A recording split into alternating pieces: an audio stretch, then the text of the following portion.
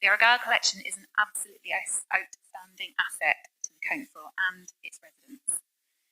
Kirsty and I have been very busy, including working with our director and other colleagues from the charts team to enable, since last summer, a whole range of exciting work.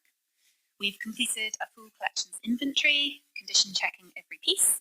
We've appointed a temporary art technician and moved disparately stored pieces into one specialist location. We've facilitated hands-on sessions with 3 primary schools and 1 early learning centre.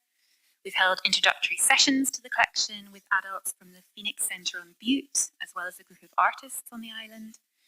We've had 3 pieces conserved.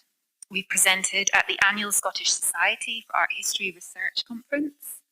We've hosted the local young person Lily Vaughan as an exhibition trainee here at the Burgh Hall. We've completed the upload of the Argyll collection onto the Art UK website, and we were awarded a fully funded opportunity to collaborate on a film and create a collections profile on Smartify, the most downloaded app, museum app in the world, and that was the film that was playing at the very start. You listen to that and you wouldn't need to listen to me. We've had our work promoted as a UK Museums Without Walls case study, and we've also provided teacher training, and we've collaborated with universities. Academic collaboration has included, and she's here today with the wonderful Dr. Kate Coucher, sitting at the back, from the University of St Andrews. We've supported her with her fantastic research into the dozen African artworks that are in the collection. And this even included our colleague Deirdre McKenna through her international charts role visiting Uganda with Kate to make new introductions with artists and academics there. We've also worked with Professor Christina Young at the University of Glasgow, whose students have been undertaking and continue to do so conservation support with technical analysis of 2 pieces from the collection. Kirsty's research, however, since last year has massively helped to create the foundations for future development, bringing about new knowledge to the Argyll Collection Archive. And I am absolutely delighted, as I'm sure you will be too, to hand over to Kirsty to tell you more. Thank you very much, Rose. You can hear how busy we've been. It's been a complete whirlwind, this project, but we've enjoyed it so much, and we're so looking forward to seeing what the future will bring. My role as research manager is just really that. I've been researching the collection and finding out about its wonderful history. So that's what I'm going to tell you a little bit about today, what I found out thus far. So when researching any project, the dream is obviously to find a big cache of primary sources, letters, photographs, etc. And I have to say, when we began the project last autumn, we really didn't have anything to go on. However, I'm really delighted to reveal that in June, just about 3 months ago, downstairs here in the Burgh Hall Cafe, I met with Colin, Tyre and Gillian Brown, the children of Argyll County Council Art Advisor Jim Tyre. And we'd arranged to meet to discuss their memories of their father's work. When Colin pulled out this very unassuming white box, which I thought was in the picture but isn't, but it had all these wonderful contents inside it. It's unassuming from the outside, but unassuming inside it was not. Because inside there were letters, invoices, sale receipts, collection and distribution lists that Jim has saved, and they've provided an incredible insight into how the collection was formed and developed.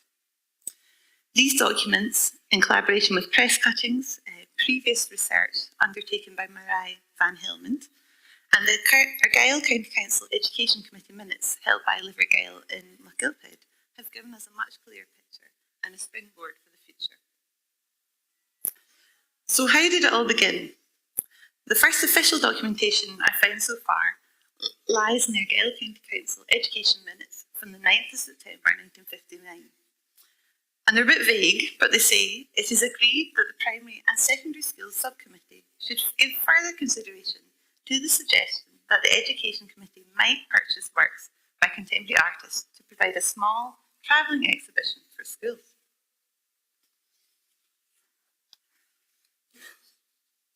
And this is followed up 3 months later in December with a decision.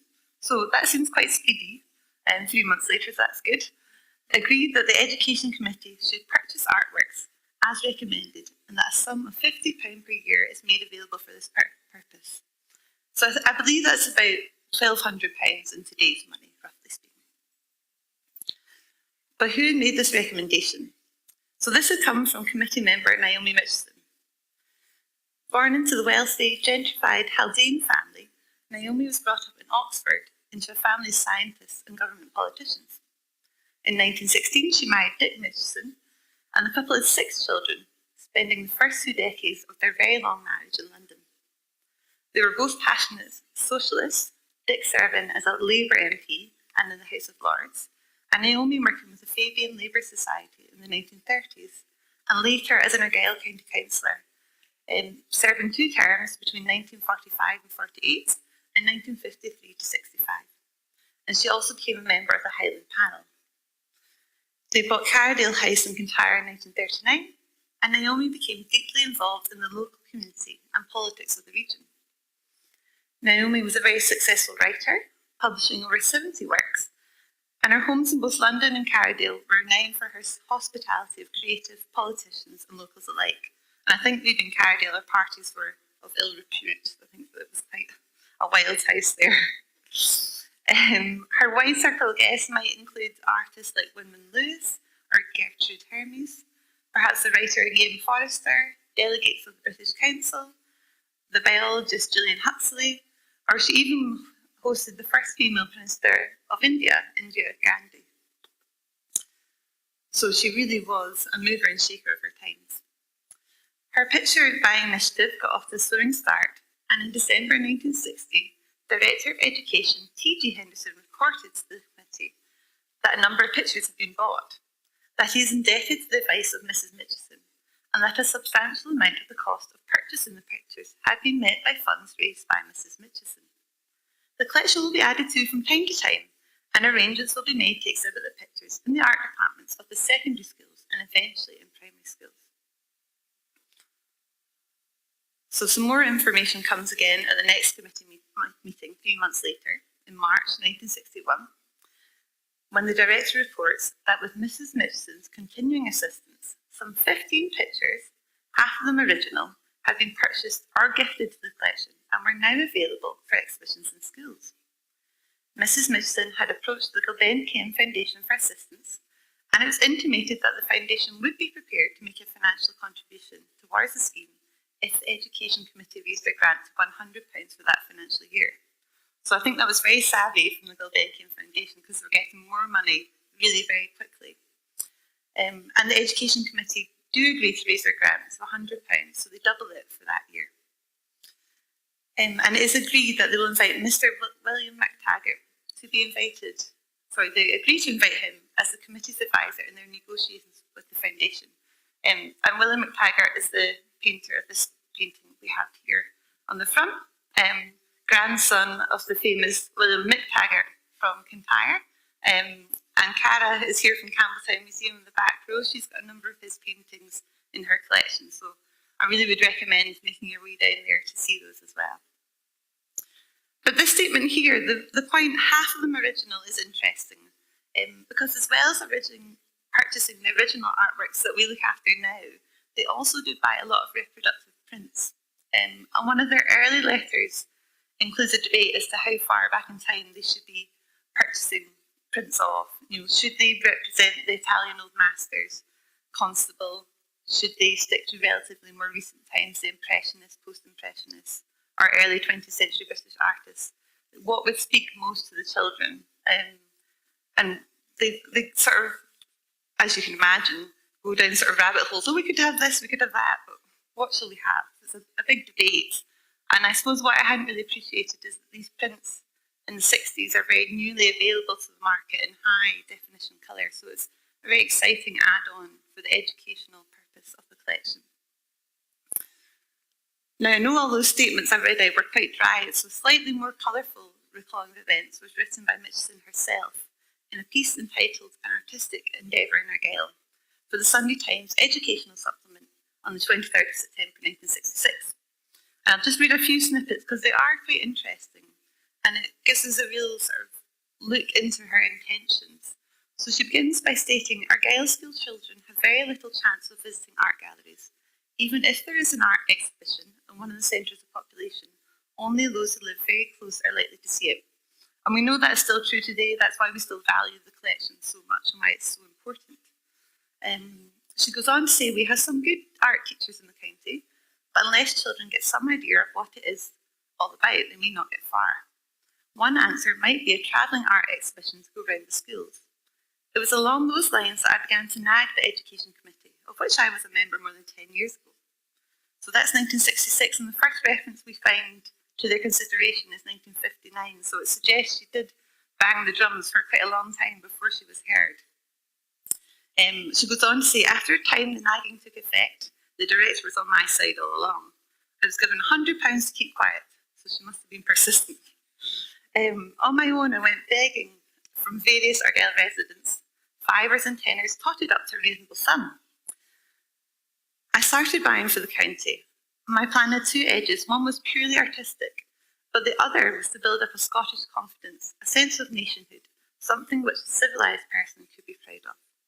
So we really know she has big aims for this collection and this ideology.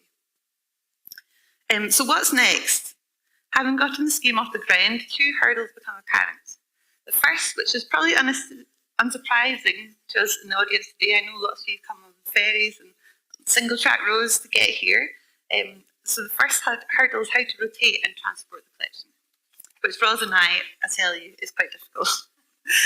And the second was how to make the collection accessible to its intended audience. So how to make contemporary art enjoyable and relevant to teachers and pupils in rural schools, many of whom had not come across works like these before. And I must reiterate, they're buying work by practicing artists. We now see this collection as a historic collection, but it wasn't at the time. These were, painters in their heyday, and some of these works were really quite challenging to the audience that they're being presented to. So anyway, on the 7th of March 1962, the Education Committee agreed to appoint an itinerant teacher of art to promote the teaching of art in primary schools and to organise and develop the county's travelling exhibition of pictures for schools. It was also agreed that a suitable van should be provided for the teacher appointed. But who would be the right person? The job required a lot of skills and a lot of dedication. Someone who's a trained art teacher, someone familiar with contemporary art and bringing it alive to new audiences, someone who could be trusted to help make astute purchases of the collection, someone who could drive, and someone who was willing to travel across a huge council territory, which at the time stretched as far as the Argyll Peninsula, so it extended a lot further north than it does at the moment. And someone who could also plan, organise and execute the rotation of the collection, which is quite a complicated feat and requires quite a lot of planning.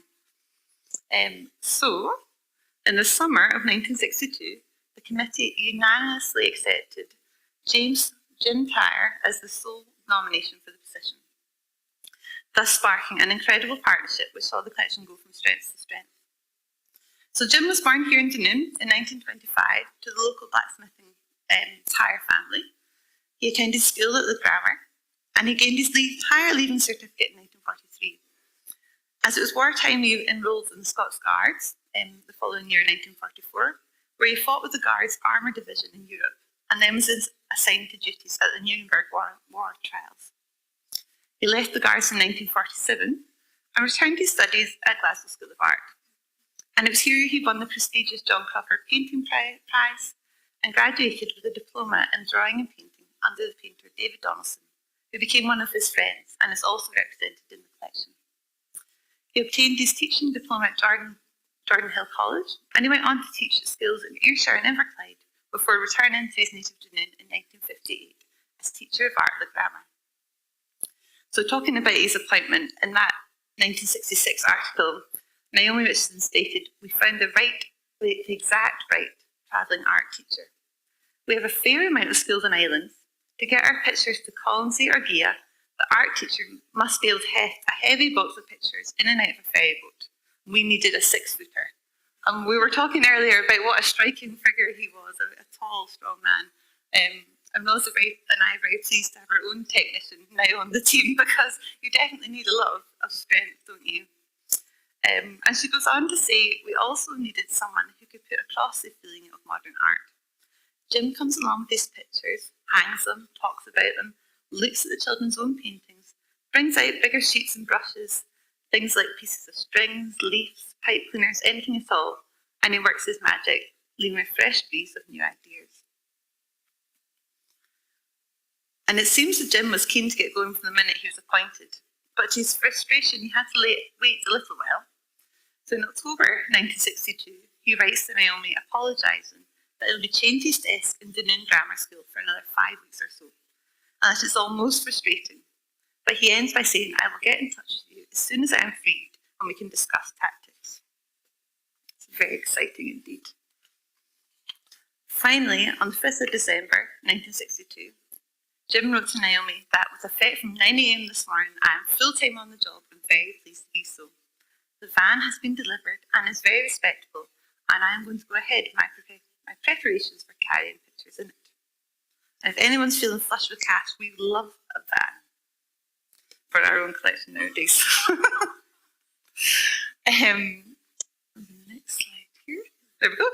So Jim made quick work, and he wrote to Naomi on the 15th of January that he was indeed launched and had already distributed all the collections to 7 schools. I've been made most welcome everywhere, and everyone appears to be very willing to try my suggestions of lessons and new materials, paints, paper, etc. and more. I try to teach a demonstration lesson at each school. It will be interesting to see how the experiment works. Jim's rotation book, which is in the archives which came from the entire family, provides a really fascinating insight into his activities with the schools, showing how he divided the collection into exhibitions which mixed originals and reproductions, and also details the huge geographical spread of his activities. So his book shows that his first rotation was concentrated here in Cowell, which made sense because this was the locality he was in, with exhibitions in January 1963 spread across the grammar school, Dunoon Grammar School, and then in Ellen, Rashfield, Sandbank, South Hall, Stronophean, Toward, and Inverhullen primary schools. And this list shows how he planned out his weeks. So we see very quick succession. Straight back to work after the New Year break, 4th of January to Inverhullen, and then the following week, Monday 7th in Toward and in Ellen, Thursday in Dunoon, Rashfield's at the top, there's not a date on that one, Sandbank on the 10th again, and then Argyll on the 15th. So he's very quickly getting on the ground and moving across schools here. And you'll note that not all these schools are open anymore, so it does give us a real insight into population changes as well.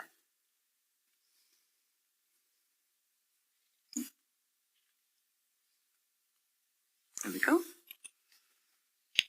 And this map just shows us the extent of his activities for the year and gives us a bit of a better idea of the spread of the collection in that first year. So in February, he went to Tarbert Academy, Dunbeg, Inverary, Lochgilphead and Argentini.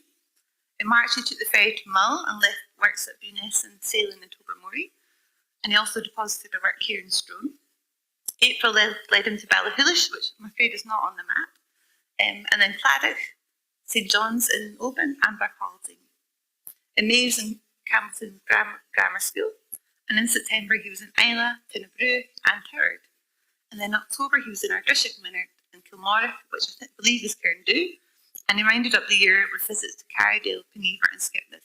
So I'm just exhausted reading that out. Can you imagine going around organising that with this new collection, feeling your way with how to present the lessons? It's just an incredible undertaking, and that's just in the first year of activity alone.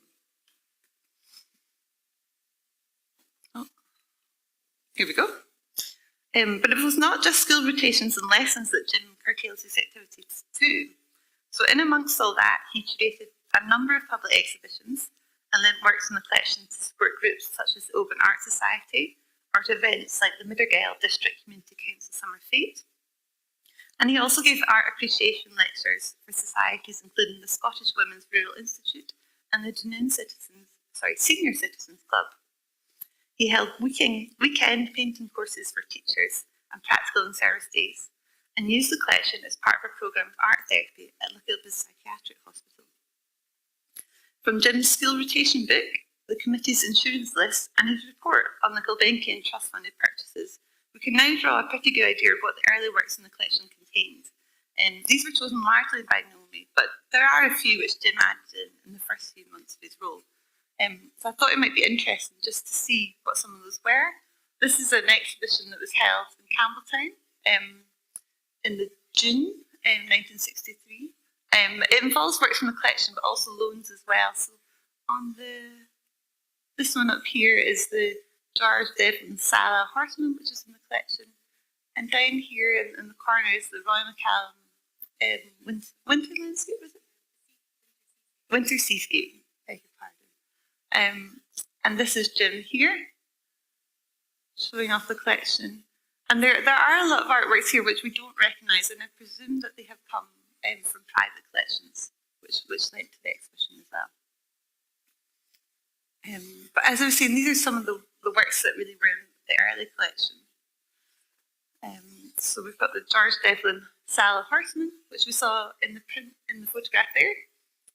Wendy Ross Bullfighter, the David McClure Child's Dream, and Red Path, which is just this painting here, which I'd encourage you all to come and have a look at the end.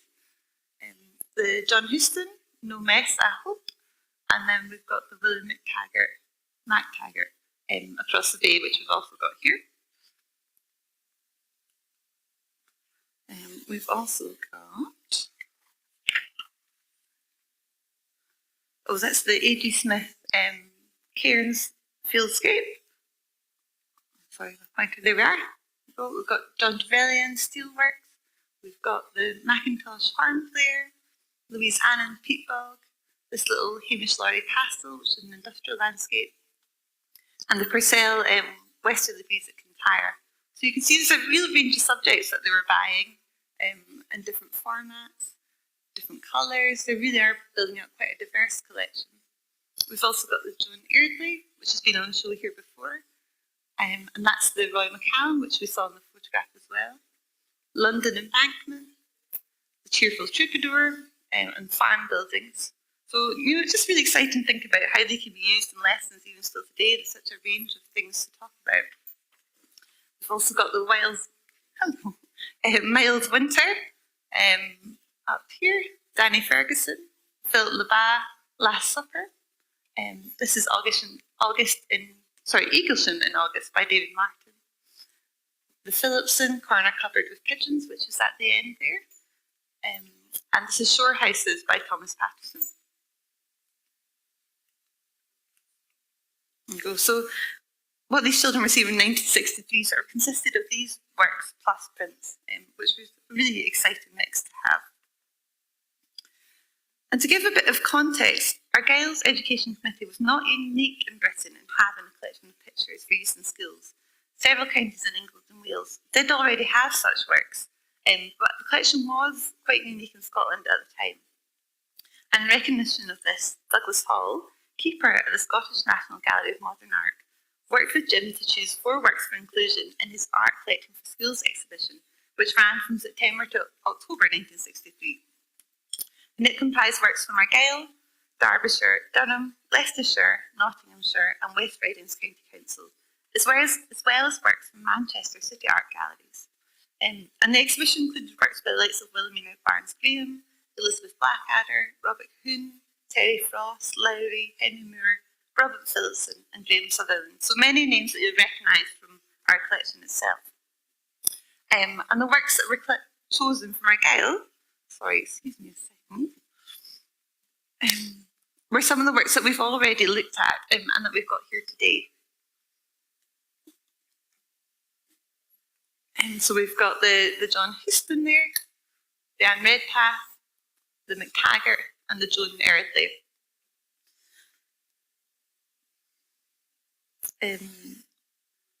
And so in an introduction to the catalogue, which we just showed a moment ago, Douglas Hall wrote, "As far as the writer has discovered, only one authority in Scotland has made an effort to build up a collection of original modern artworks. That is the Education Authority of the geographically scattered county of Argyll. This is the kind of area which, because of its remoteness from cities, has the greatest need for this kind of service, but which does not command the greatest resources. The enterprise of Argyll should certainly be an example to other authorities." So Argyll is really ahead of its time here, which is really exciting. In correspondence with Naomi on the 1st of October, Douglas Hall wrote that he hopes the collection will continue to grow by the addition of more works of real substance. The Phillipson shows what can be done if the support of a really good artist is obtained. Mr. Tyre obviously has the right ideas and must have had a powerful effect on teaching in the county. I wish more counties in Scotland would take up the idea. The exhibition is intended to make a little propaganda for that. But how did they actually go about buying the work? By the time Jim had joined, Naomi had already amassed quite an impressive list, but they both actually became responsible for adding works, drawing on their own contacts and expertise.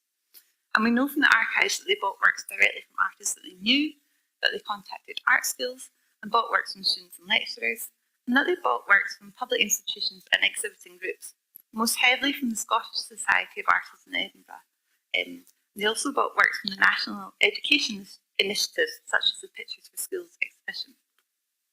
So I thought it might be interesting just to take a look at some examples of who bought what and discuss that.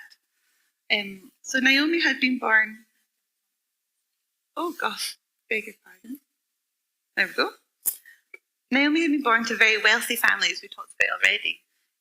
She was very well known. She was a published writer and political figure, and she moved in lots of different circles and knew lots of different people. And this ensured she had a very sound knowledge of Scotland's contemporary art scene, and that she had many contacts amongst its practitioners and tourists. So quite a lot of the letters between her and Jim start with, "I've just bought Y, it costs X, see what you think. If you don't want it from the collection, then I'll keep it for myself." So it sounds a very nice position to be in. For example, in October 1963, she wrote to Jim to say she went to the Alberto Morocco show at the Castle Street Gallery, and that she told the gallery that either herself or the county would buy his fish market, seen here, for £60. It's a very empty fish market. I always thought there's something missing in this picture. End of the day, perhaps.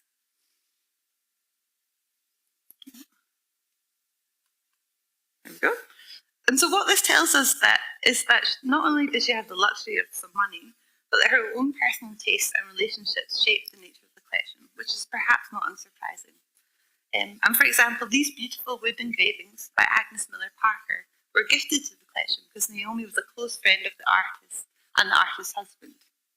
And this Water Lilies one was on display here at the Burgh Hall recently, and I know that's certainly one of the more popular ones in the collection. And through the wonders of Canmore, we can actually have a quick look around her home at Argyll House. And this gives us a real insight into her artistic taste and personality. And this is her home here in Argyll, which was sold in 2000 after her death. And there's a really nice detail here. You see the gates with the fish. She had those designed by the artist Louise Annand, but they were fabricated by the Tyre family. So there's quite a lot of personal connections in their relationships as well. And you've got this smiley fish and this sad fish, which I think is supposed to be caught in a hook.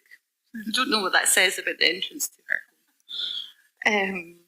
So let's maybe have a wee look, because it is quite interesting to see what she had.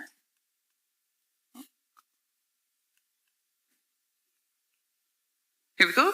So, for example, this is just an image of her television room and the entrances to her house. So on the most mundane surfaces, she's got artistic interventions like this space scene over the fireplace, or this leopard or cheetah with what looks like a cup of milk, I think, or a cup of cream over her fireplace.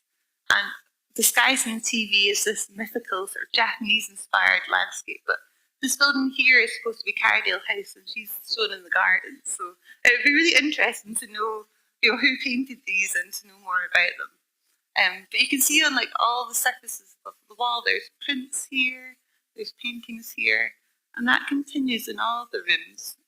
This is her sitting room, and this is a wonderful portrait of her in her younger days by Wyndham Lewis. And then over here above the fireplace is a watercolour by Edward Gage, and we have two paintings by him in the collection. So again, there's a crossover between their tastes shown there.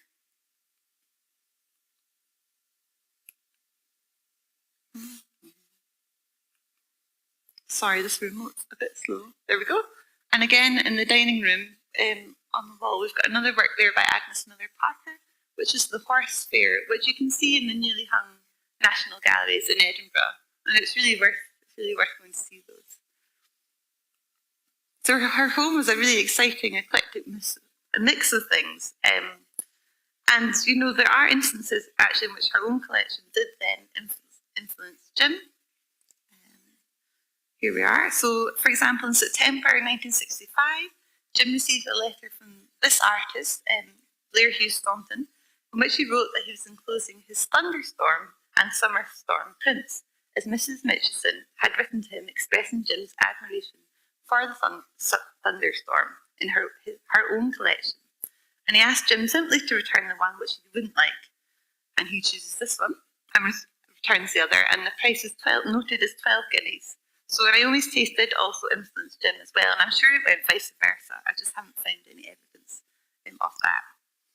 And we also know, for example, that Our Little Girl with a Piece by Joan Eardley, this one here, which was bought by Mitchison, is a companion piece to this painting here on the left, and reading a comic, which was in Naomi's personal collection. So she bought the two.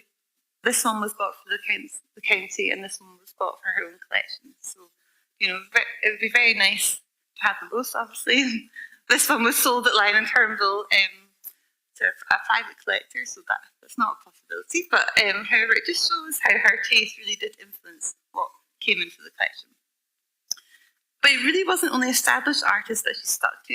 In a few instances, we see quite a philanthropic approach to her spending. For example, she recommended that Jim arrange to buy a piece by this artist, Carol Gibbons.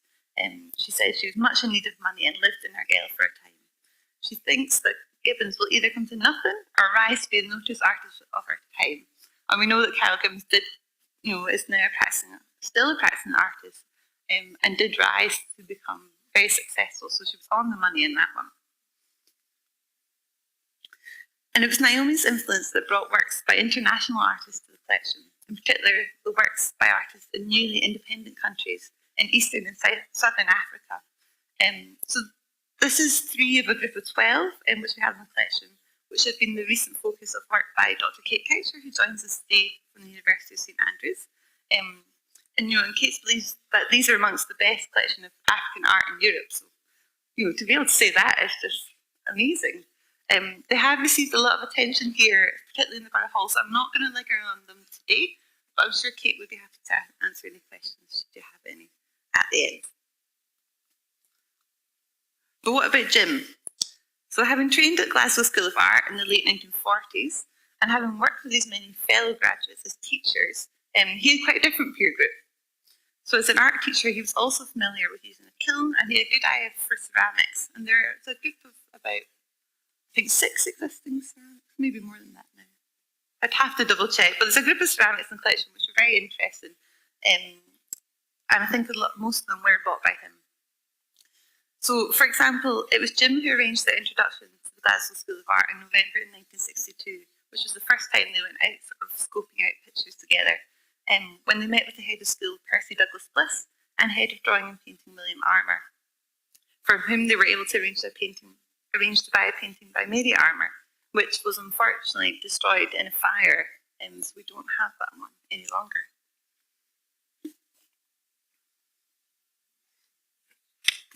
And it was Jim's lifelong friendship with his teacher at Glasgow School of Art, David Donaldson, whose painting we see represented here, that led to the purchase of this wonderful work, which was again on display earlier in the year here at the Burgh Hall. And there's quite a nice letter there. On the 12th of June 1973, Donaldson wrote to Jim, excuse me, "Dear James, ever eager to an increase in my bank balance, I am offering your committee a good still life for £200. And Jim's connections at GSA are seen again in the purchase of 2 artworks by Neil Morrison, who taught at the school for 32 years. And he wrote to Jim on 22nd of January 1973 to remind him that his drawing and construction were available to pick up at Glasgow School of Art. They're quite contrasting works, these. I don't think people often think on first glance that they're by the same artist. And this one's, concrete and nails and burnt wood. And this one's much like the weather of this summer, isn't it? Dark and windy and ink on paper. They're both very engaging artworks, but very different in their style. But there were plenty of other sources which Jim purchased the collection from, so including both local and national institutions. So this pot here actually came from Argyll. On the 5th of December 1965, he wrote to Naomi, "I bought a lovely pot from the Beat Pottery, and I'm sure you'll like it." And when we began this project, we didn't have an identification for this work, and it was recently attributed by a member of the public who saw it on the website as a piece by Alex Sharp, who founded and ran the Pottery and Beat for 25 years. So it's lovely to have that local connection as well. Also bought through his knowledge of Argyll were two pieces by Argyll-based artist Ethel Walker, and these were bought from the Gallery of Lauren Gallery in Ardfern, as well as there used to be textile pieces by Veronica Tonieri, who was wife of the Campbelltown art teacher Mr. Tonieri at the time. But these are also no longer present, unfortunately. So as well, oh gosh. Oh, here we are, we're back. There we go. So as well as local resources, he was also a regular purchase from the annual Society of Scottish Artists exhibitions. And so, for example, on the 14th of October 1968, he wrote to Naomi that at the SSA he had gotten a semi-abstract by W.J. Conan, this one here, which both he and Sir William MacTaggart liked very much. He's also purchased Black Top Bottle by David Cohen. And we do have this ceramic here with us today. We just haven't set it out, so I can take it out at the end if anyone would like to look at it. And he also notes that he brought a black and orange landscape by G. Wiley at the Glasgow Institute. So this one here. And there are a lot of receipts, from the SSA in the archive, so that really was their main source actually for buying artwork. And the year before, he had bought Henderson Blythe's Thunderlight, and James T. Gunn's Fluorescent Sea, which is not pictured here and is no longer in the collection. Badgie Picker's White and Brown Jug, which unfortunately was smashed by the art transporters, that never made it here. And Katie Horsman's Slick Beast here. So he's buying quite a variety of different styles and different medium. On the 25th of August 1970, he wrote to Naomi to tell her he had bought two works from the Compass Gallery in Glasgow, a new institution which still operates today, but had only opened the year before. And the Compass Gallery prides itself really on showcasing the best of Scotland's new graduates. So he was also looking, very much at new artists as well as established painters and ceramicists, etc. So the works we chose were these two, but Ian Barr's Garlands and Norma Starsakouna's Feathered Serpent. So we're seeing a real range here of styles all the time, of different artworks, of different medias. He's really building out a very diverse collection for us all to enjoy and benefit from. But sometimes also artists would pick their own works for the collection, which is quite interesting. So for example, in March 1968, Angus Neal selected this cornsticks near Stonehaven from his exhibition at the Armstrong Gallery. And it wasn't that he was donating them, it was just that he was saying, I would like you to have this for my collection and there might be a reduction in the fee. So artists themselves were picking how they wanted to be represented in the collection in again. Oh gosh. Apologies. Here we go. And as well as purchasing works individually, they did work as a team a large amount of the time. So that was either by going to exhibitions together, artist studios together, or by going separately and posting the catalogue with a wee asterisk to say this is the one I like, what do you think? So for example, their letters do show that they discussed whether or not they should have a print by Alan Davey. And in October 1968, Jim Wright wrote to Naomi to say that he brought one of Davy's lithographs from his painting of the exhibition at the Richard DeMarco Gallery in Edinburgh. And he says it's one of the two you liked, and he thinks it'll be popular with children. And I would agree, this is very popular with children, and this is really one of the ones that we found that the children really flocked to, all the colours and identifiable shapes, and it's just got a real sense of fun. Another example is the Mardy Barry piece. On the 7th of November 1966, Jim receives correspondence from the Society of Scottish Artists stating that Mrs. Mitchison called in and chose number 236 by Marty Barry. She was sorry not to have your marked catalogue, so that one obviously didn't get there. But Jim subsequently wrote to Naomi that he's glad she bought the Marty Barry. It's a good one. So they must have had like telecommunications going on there. They didn't really need the post. There are a few other examples where we know they went to like exhibitions and shows together. So, for example, in 1967, Naomi, Jim, and also the Director of Education, T.G. Henderson, went together to the Pictures for Scottish Schools exhibition, held on the 10th of February at the McClellan Galleries on Sauchiehall Street in Glasgow. This exhibition was organised by the Scottish Arts Council, and interestingly, Mr. Henderson was a member of the organising committee. So it shows that he really was a dedicated supporter of the arts across Scotland, not just in Argyll. And the scheme followed the example of the Pictures for Schools initiative, which enabled county councils in England and Wales to purchase original artworks. And those exhibitions were held from 1947 to 69. The first in Scotland was 67, so it was quite a bit later than the England and Wales initiative. Naomi, Jim and Mr. Henderson had been authorised to spend up to £300 from monies funded by the Argyll Educational Trust, so they had a good budget. And from it they chose this ceramic jug by David Cohen, Robin Phillipson's No Man's Land, Archie Dunbar Macintosh Party Table, and the Earl Haig's Port Ickrell, as well as this one here, the Kim Kempsall's Pantry. So quite a really nice mix there again of different media. So we've got ceramic, we've got print, we've got oil, and different sizes and scales. This is quite a small work, as is this, and then these really are enormous. So really quite exciting artists they have there. And they did also buy an embroidery, Trucks by Fiona McCallum, which is no longer in the collection either, unfortunately. That's my mother's maiden name, and for a moment I thought it might have been her, but I just think she was maybe only about 5 at that point, so it wasn't her. We know they also went on to purchase further works from the Pictures for Schools exhibition.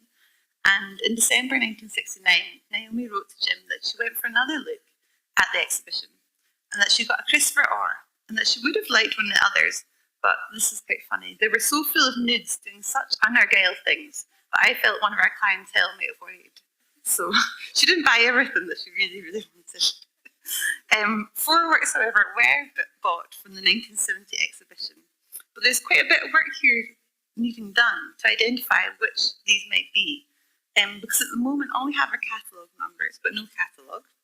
And the only clue we have is on this work here, Leonard Gray Facade, which is this label on the back here, Pictures for Schools 1970. It's got a number 2 and a number 71, neither of which appear in the list of bought works. There's a 91, so that's close to 71, but you know, there's quite a bit of work there to unfold what was bought. So that will be exciting if we do manage to discover what happened there. I think one of the most interesting partnerships happened over the winter and spring of 1972 and 1973 with this work, Humankind by Robin Phillipson. So we've got this lovely letter from the 31st of October 1972, with Jim writing to Phillipson that he'd had a call from Mrs. Mitchison, who had said that Phillipson had told her that he had some paintings that he'd be willing to sell for the benefit of school children. And Jim's letter was addressed to the hospital at Hôpital Saint-Clair in Bologna, as Phillipson had unfortunately been hospitalised. He was on a year out from his duties as head of school at Edinburgh College of Art, and he got to France and he spent an awful lot of time in the hospital, so it was a real shame for his year out. But from on his hospital bed, he replies to Jim that he said, "I said it might be good to have a work of large scale established in a school somewhere. I felt I could say this without fear of misunderstanding, as we taught together in the very early days, and I know that she would not think that I was trying to sell one of my own pictures. But what I was thinking was this, and I have several large pictures which have been exhibited once or twice and are now likely to be stored in my studio indefinitely. This seemed to me to be a pity, when perhaps they could have some purpose in a school which may have the wall space to hold them. They are gallery pictures and not likely to be acquired by private individuals. Can we leave it that once I am back able to return to Edinburgh, I shall get in touch with you again, and perhaps you would be able to look at what I have, and then we can talk further. So a few months later in February the following year, Phillipson wrote stating that he had at last returned to the capital, and he and Jim arranged for Jim to come through at the end of February and to meet at his ECA studio to look at the works and then partake in lunch at Robertson's home. And Phillipson again, he ends his letter saying you must not under any circumstances feel under any obligation. That was just an idea of mine when I was in Bologna. I think it all began with the idea of allowing school children to live with something on a large scale. And the children of Jim Tired, Gillian and Colin, recalled how Colin actually accompanied his father on this trip.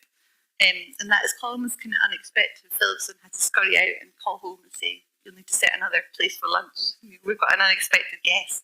And the lunch really sticks in Colin's mind because it was the first time he'd ever come across an avocado. And, in polite company, that's quite a difficult thing to eat if you don't know what to do with it. So with such a lovely story in mind, the idea of an artist thinking sort of about education and how to let children have something on a large scale. You can see from these works, most of them, we've got a few bigger ones, but most of the collection are maybe on this sort of scale because it's portable. So to have that impact of a large piece in your schoolroom really does make a difference. So with that in mind, I think we'll just sort of tie up because I think you can see that Naomi and Jim's partnership and passion gives us quite a lot to think about and provides such a fantastic example of how people can work together to make change in their community and in the arts, and especially in this area. They really believed in the importance of visual education and worked with their hardest to make it happen. We've got a couple of nice quotes here to finish up. When questioned by Magnus Magnusson in 1965 on whether her time in the County Council of Argyll and as a member of the Highland panel being wasted, Naomi responded no. In the County Council, there's been the picture scheme for Argyll. We've now got a really splendid collection and a first-class young teacher going round with the van. And I think this might mean an artistic renaissance in Argyll of all unlikely places, because we've got modern pictures. We haven't compromised on pictures for children. They're just good pictures, and most of them are by modern Scots. There's definitely something Scottish about them, and the children always rise to them. And Jim agreed. When he was interviewed in September 1973 in the Oban Times, he said, "Art does not belong in the art galleries. We've taken it to the children and we've made it come alive for them." And I think that's something that we should all think about when we're thinking about the future of this collection. And here they are, they're looking very noble. So thank you very much. If you'd like to get in touch with us, our details are on the screen. The details for charts are there as well. And we'll just leave it open now for any questions. Oh, sorry, Roz has got something she wants to say. Beg your pardon, Roz. Thank you. Don't worry, I won't talk for long. But first of all, huge thank you, Kirsty. That was fascinating, and I felt myself wanting to say plenty through there because there's so many chimes with the work that you and I have been doing. Yes. It was fascinating. I hope you all enjoyed listening to Kirsty as well. I'm sure you've got lots of questions running through your minds. Are we committed to continuing this work? Well, yes, we absolutely are. Charts is continually fundraising to create new resource for new development, and our academic partners continue most generously, there's Kate, to offer in-kind research and conservation support. And while these works cannot be available for public access whilst they're in the schools, we are working together with education services to create new exhibitions in Argyll and further afield. In fact, we aim that actually our next exhibition will be here in the Borough Hall, potentially showing key African pieces alongside other works from the collection between the 4th of April and the 25th of May next year. So watch this space. Now, without further ado, you'll all be pleased to hear, and just before opening the floor to questions, I'd like to introduce the new chair of the Charts Board, Seymour, if you give us a wave. There we go, sitting next to Kate. Seymour Adams, who not only is our greatest charts advocate, he's also a huge supporter of the collection. So I'm going to open up to questions, if anyone has them. Muriel, I'm putting you on the spot. You have a roving mic. Marvellous. So if we have any questions online, note. Anyone on the floor have anything they'd like to ask? Kate, there's 12 pieces, aren't there? In all paintings, there are 5 paintings, 6 paintings, and then the others are work drawings. There is a wax pastel on paper one, which is in colour. 4 of them are etches, so they're black and white etches. And one of them is a coloured woodcut, so it's red and black. So one Okay. I think we have a couple of questions online. Okay. Do you want me to come and read them? Yep. Okay. I feel like I'm challenge Annika now. Here we go.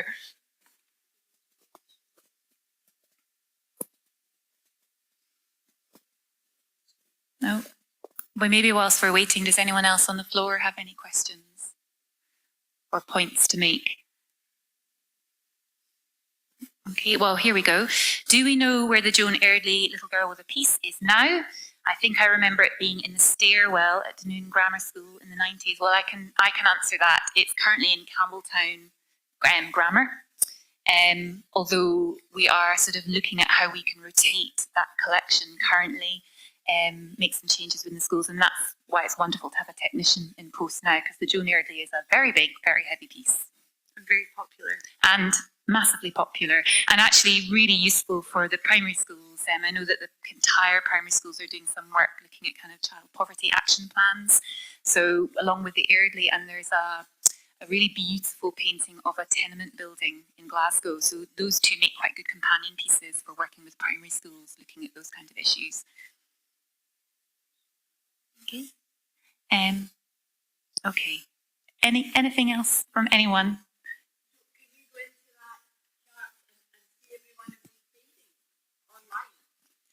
Yes, there's an Argyll collection website. Yes, so the argyllbutte.gov.uk/Argyll collection is the council website. And if you go to that website address, you can see an image of pretty much every piece that's in the collection, along with, in some cases, quite a bit of information, and in other cases, just minimal information. But that's a really good website to use. You can also see the collection on Art UK. And as I mentioned at the beginning, Smartify as well. Not the whole collection, part of the collection is online on Smartify. Liz? Can I ask a little? I know it was. Thank you. And I know it was on the very good film that was playing, but we perhaps won't all have seen that. Can you tell us a little bit more about when you took some of the paintings round some of the schools recently, and you two did a project with that, didn't you? And took some into the schools, and just what the reaction of the children was, and what you felt they were getting out of seeing this artwork up close and personal. Yeah, of course. Well, I mean, that's my absolute passion, is wanging on about paintings to anyone, but in particular children. So yeah, we took a number of pieces to Glenbar Primary in Kintyre. So actually the Jennifer Hex piece that's here, and the Robert Stewart, and a number of other pieces. And so I sort of lead a session which is essentially visual literacy. So I see, I think, I wonder. So you're really encouraging children to kind of slow down and really think, because I think perhaps what happens with a lot of people is you think you're looking at a painting and then you move on quite quickly. So with children, it's about getting them to really stop, and what is it that you're looking at? How is your eye drawn into that piece? What do you notice first? Why is that? Is it the colour? Is it the shape? Is it the composition? Why do you think the artist has done it in that way? What's he trying to tell you? You know, what questions might you have to ask? And actually, why I love doing that with children is that without fail, they always rise to the challenge. And that's exactly what Jim Tyre said as well, because they haven't really lost their confidence. They haven't had it sort of battered out of them yet. And so you always learn new things when children look at artworks, because they just have a really lovely, refreshing way of looking at it. And I always come away from a session working with children of any age feeling really kind of refreshed and quite invigorated and excited. And it's why I think this collection is just so outstandingly amazing, because we get to do that. We can hopefully in the future continue to do that with all these amazing schools around the area. Any other questions? Kate? I just want to say a huge thanks to you, Kirsty, for this work that you've done. And as you know, I've been sort of obsessed with this collection for quite a few years. But the work you've done combing the entire archives is just so remarkable. And I think the maps are so helpful, not just for understanding the kind of complex geographies in Argyll that these artworks are travelling to and from, but the kind of national leadership that this collection offers too. It really is unparalleled. And we were talking just before about how most of those other, I think all of those other local authority collections have been sold off or acquisitioned into local museums. And the Argyll collection, for reasons we could discuss, I guess, many reasons, that didn't happen to that, partially because somewhat fell into abeyance perhaps in the 80s and 90s, but that kind of quiet period in its life has actually conserved it as this radical museum without walls. And we've no time in history have we needed more than ever to have children literate in how to deal with visual images, knowing how to use pictures. And so I just think Argyll and Bute is in a position to really take not just a local leadership here, but a national leadership on these questions. So I just want to say thanks. Oh, thank you very much. And I think you're true. It's just, our whole project thus far, we've just been wowed by having this resource here and the children's reaction to it. And not just children, grown-ups alike. We're all here, we all enjoy it. But getting the entire archive has just been such a boon. And we only got it in June, so what I've shown today is just a fraction of what it contains. I've still hopefully quite a lot of research to do into that. So more and more information will become available, which should build the profile of the collection as such will help us understand it and keep that case for having such an amazing collection, and it's worth, I think, for everyone. So it's exciting times ahead. Okay, marvellous. Muriel, is there? Two questions online. Just to ask if there's any further plans for further touring of the exhibition, or I'm not sure whether you mean the schools or for the public. Well, as I touched on, there's re-rotations in the schools going on. And whilst they're not available for the public to access, we are working with Art UK and Smartify because there are tools that allow us to put digital displays of those exhibitions online. So in that respect, they can be accessible by the public. And as I also mentioned, there will be an exhibition here in the Borough Hall next year. That's a definite. But part of our work and part of our future work and fundraising will be about ensuring that we can have a programme of exhibitions happening, not just regionally, hopefully nationally and internationally as well. It's all dependent on keeping fundraising to keep this kind of work going. It's another question online, which is asking about the archives. Are there any plans to do more with the archives and continue your work, Kirsty?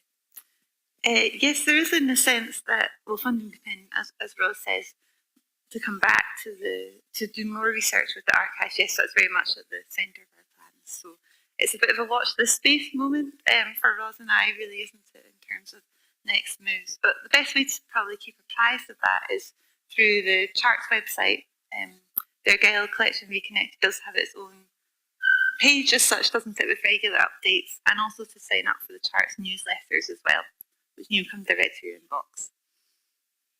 So if I put on, I remember TV in Ah. if I put on my Facebook page the descendants of who if anybody had anything from his collection, if TT had anything, Well, that. do that. Oh, that would be very helpful. Yes.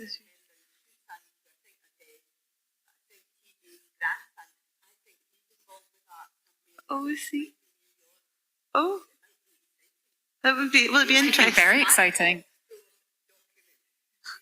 Kirsty, there's no escape. There's no. That's fine. That would be very helpful. Yes. If you could perhaps tag the Charts Facebook page in that.